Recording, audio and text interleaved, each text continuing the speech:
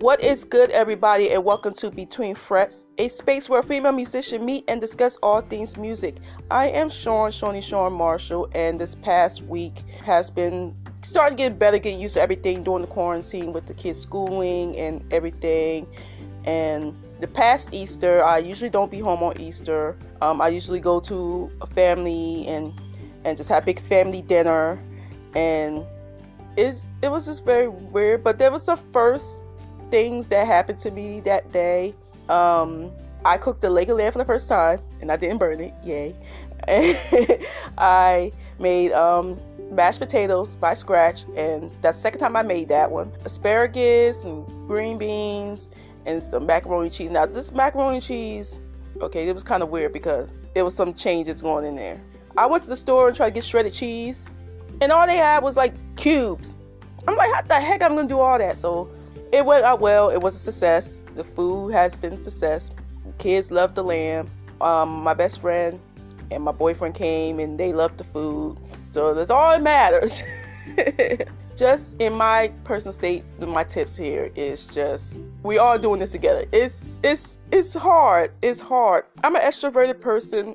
I don't like the social distancing thing. I'm a hugger.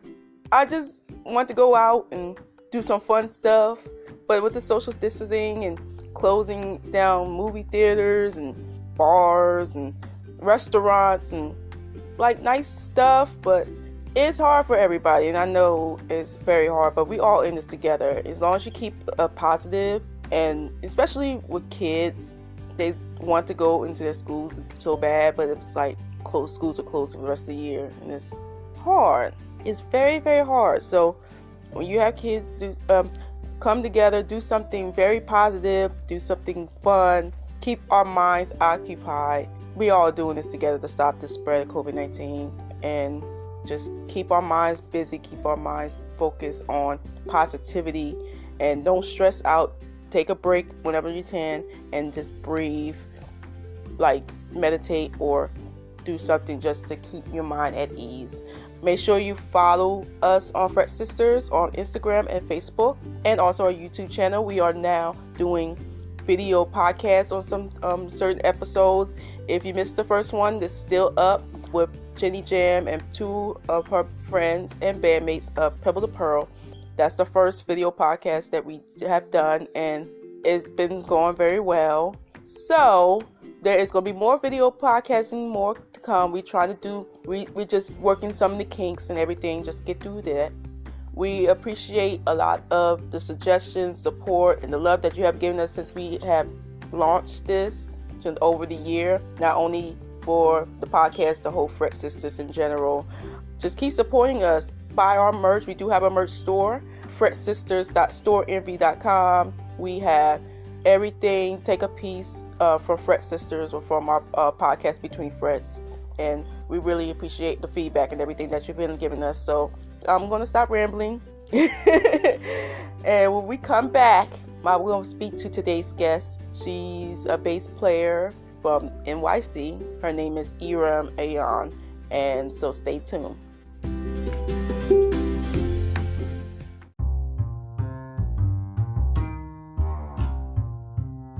And we're back. Our guest today is a bassist from the NYC who performed in a band called Voodoo Highway, which plays like rock, soft rock, 80s rock, anything like hard rock, classic rock.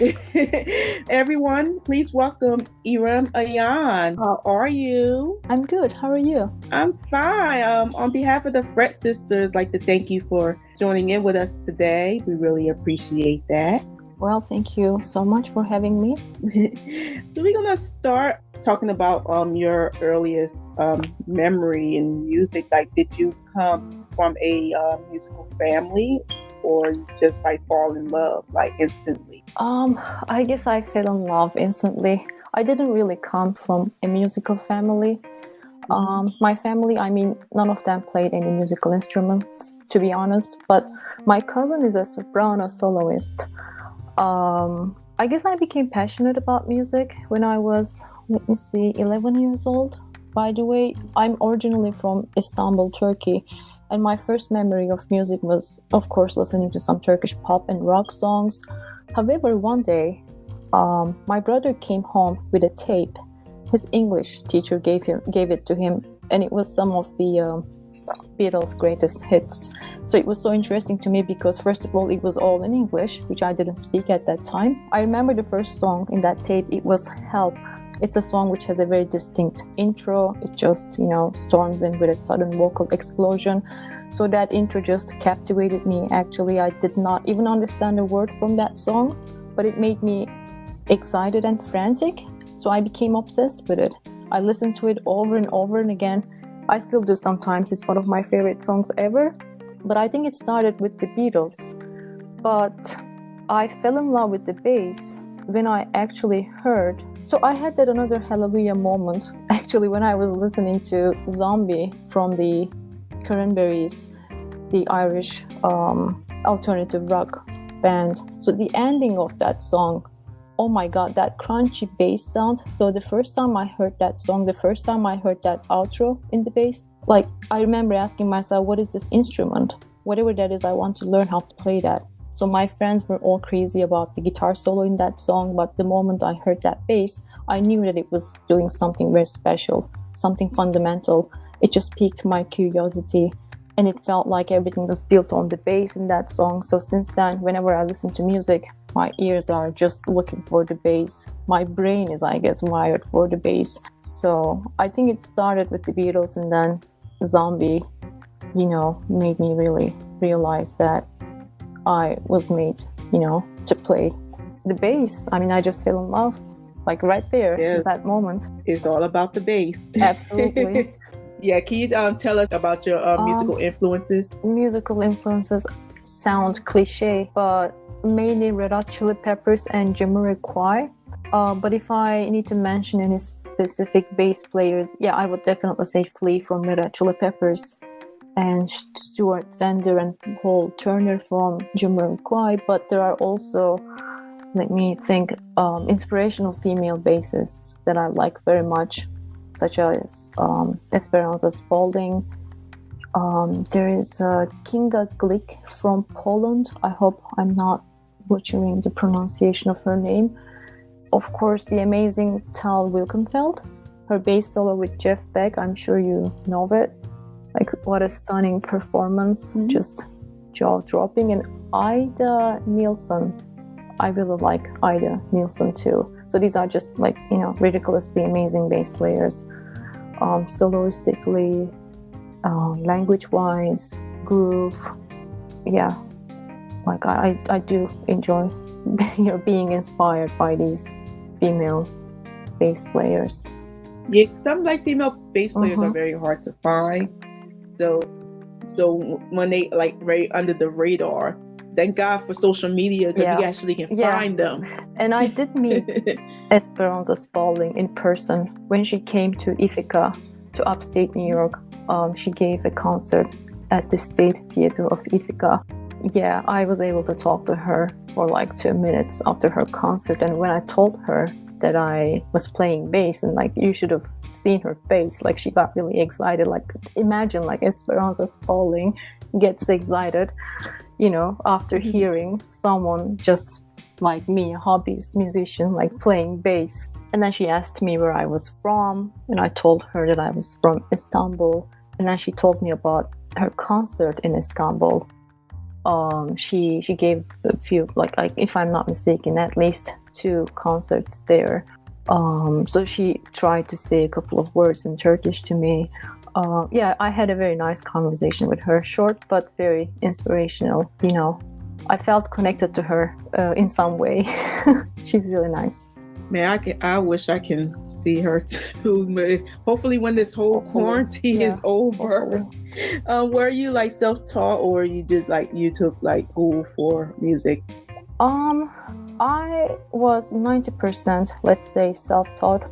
I was lucky enough to take a few lessons from Turkey's one of the best bass players though.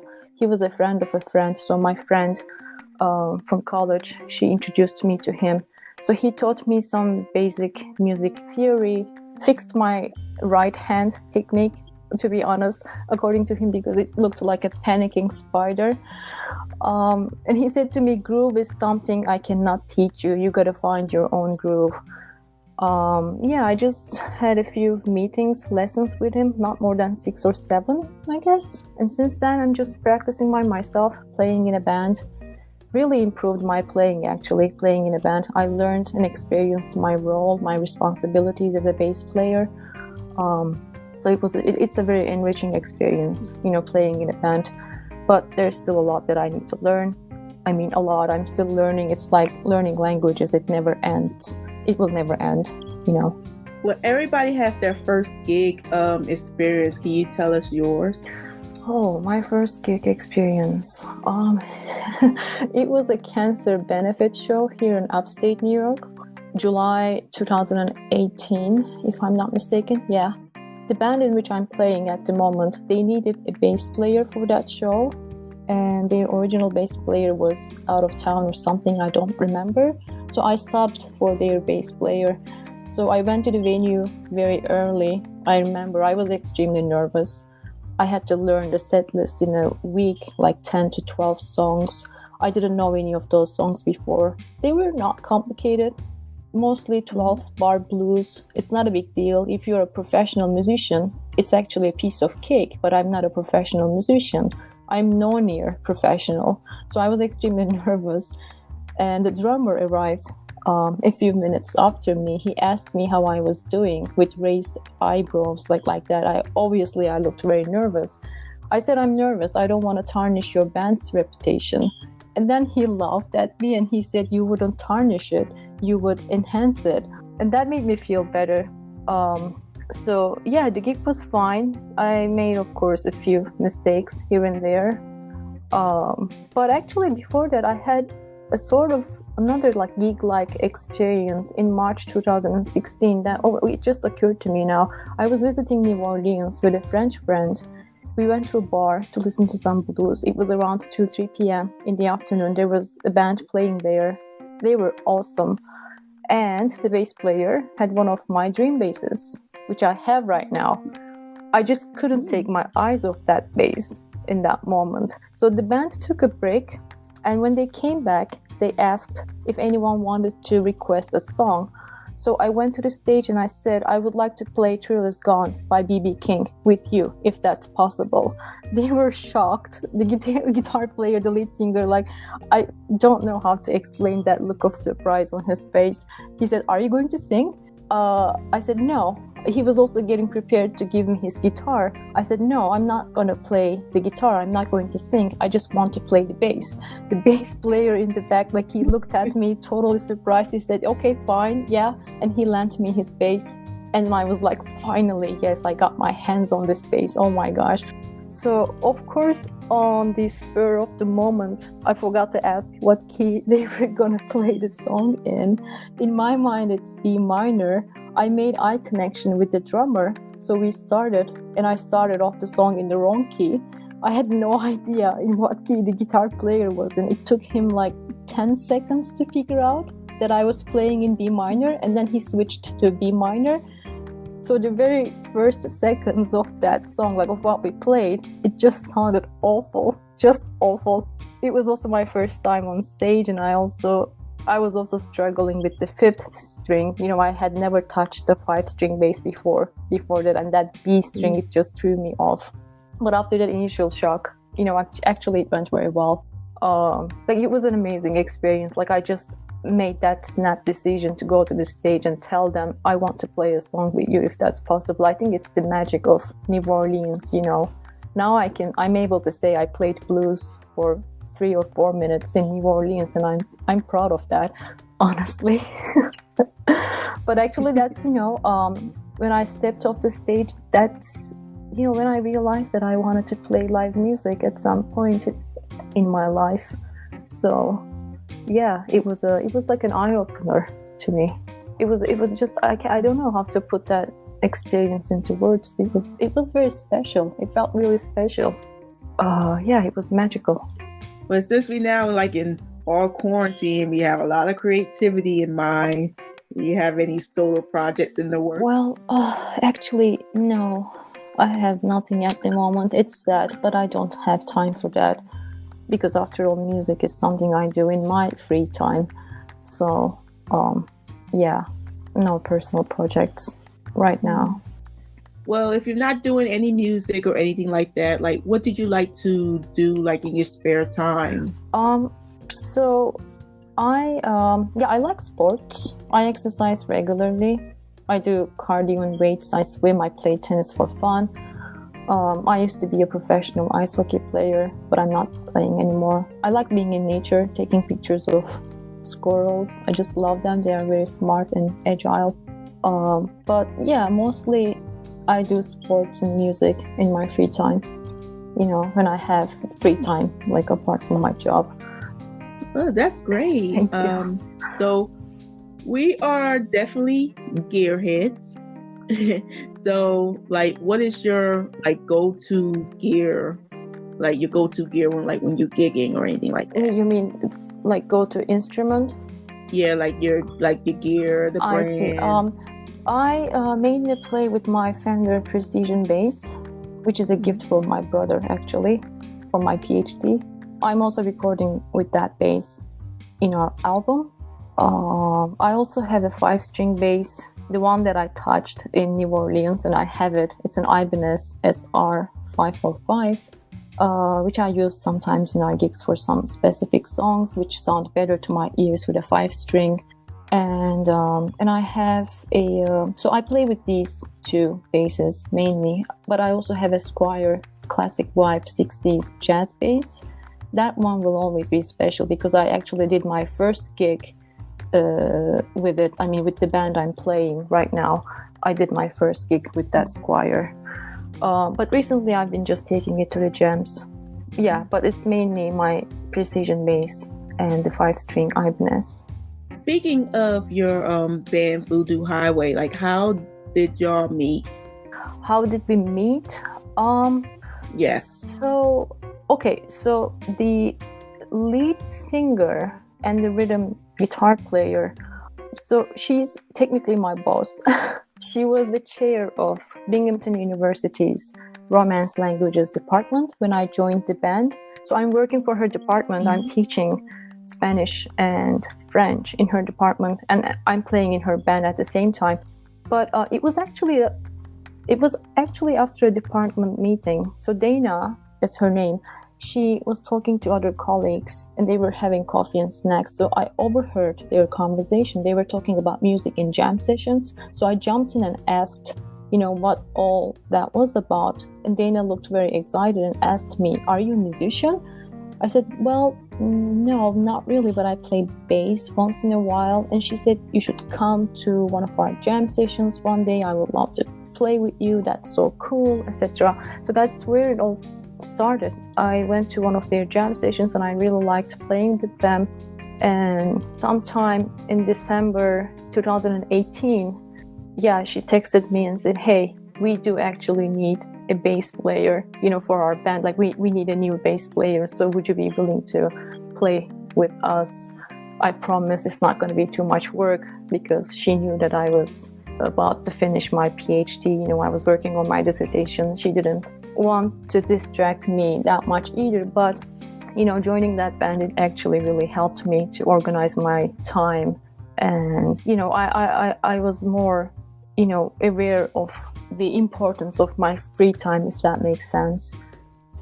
I was not up to the level of playing in a band, but Dana debunked my reasoning. So as I said, like the moment I joined the band, my playing improved tremendously. So I would definitely recommend that to everyone, like practicing. If you're not a professional, of course, even if you are doing this just for a hobby, like me, joining a band, playing in a band, that does improve your playing a lot. You do learn a lot from that. It's a great experience. Well, that led me to one of the questions, like any like advice you would like to give to an artist that's coming out, and I think one of them is like, if you practice, even if it's a hobby, you will get better and better, and joining the band can make you even more better at craft, right?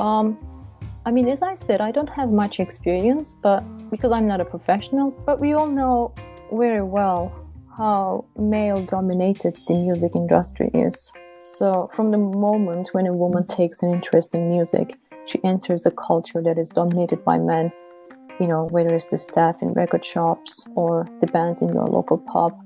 I would say, especially to female musicians, don't let male musicians define you. Don't let them make a decision on behalf of you. Follow your dreams to the fullest, no matter what obstacles you may find in your path. Just keep pushing, don't give up, keep doing what makes you happy. Keep working. You have to do the work yourself anyway. So, and also the most important thing for helping women is to give them the means and space and the channels, right, to do music and share their music and stories. So say thank you so much for doing these podcasts, actually providing this community to female musicians all around the world. I'm sure these series will inspire a lot of women around the world. So thank you so much. I would just say, keep doing what you're doing. Keep doing what makes you happy, and don't listen to, just follow your dreams. Well, that's a great advice to share. So can you tell everybody, our listeners, where they can follow you on social media? So my name is Irem Ayan, and I'm on Instagram with the username MERINAYA. It's actually my name and my family name just spelled backwards. And our website is voodoohighwayband.com. Yeah, that's about it. That's pretty much it. Well, there you have it, everyone. I'd like to thank Irem Ayan for joining in with us today. And also make sure you follow her on social media and check out the band that she's in, Voodoo Highway. Check out their music. And also make sure you follow us on social media and also subscribe us on YouTube. Once again, I am Shawnee Marshall, and thank you guys for listening. Bye.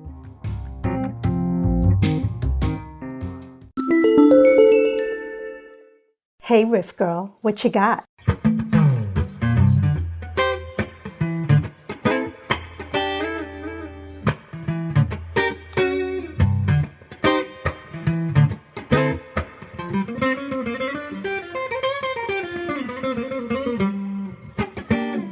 If you want to learn more about this lick, hit us up on Facebook or Instagram at Fret Sisters, or email us at fretsistersmusic@gmail.com. Peace and love.